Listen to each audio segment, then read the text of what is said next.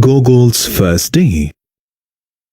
Gogol, a Bengali boy in America, is about to start school. His parents, Ashok and Ashima, tell him that he will be Nikhil at school. Why do I have to have a new name? He sobs. They tell him it will be used only at school and that it's a part of growing up. Don't worry. They say. To us, you'll always be Gogol. At school, the secretary, Mrs. McNabb, asks Ashok to fill out a form. She leads them to the principal's office. Mrs. Lapidus, the principal, is tall with blonde hair. Welcome to school, Nikhil. Gogol looks down. How old are you, Nikhil? Gogol does not respond.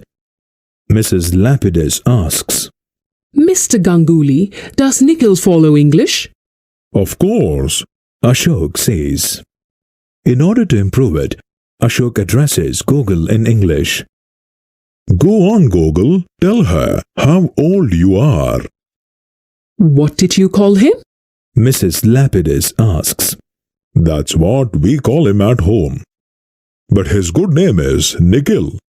Mrs. Lapidus frowns. Good name? Is Nikhil his middle name?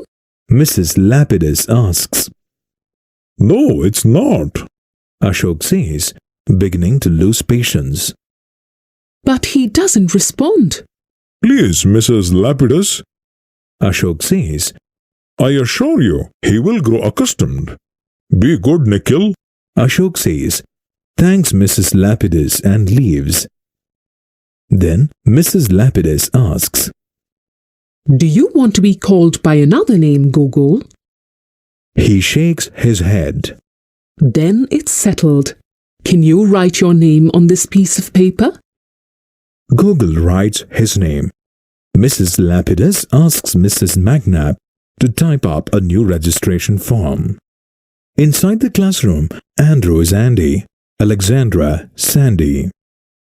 It is nothing like the schooling Gogol's parents have known. Polished black shoes and good names.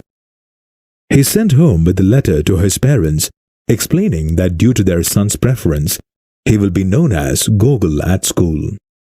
Ashima and Ashok shake their heads, but given. On sheets and on the covers of his books, Gogol writes out his name. In arts class, he carves his name with paper clips into the bottoms of clay cups. He brings his creations home to Ashima, signed as Gogol G.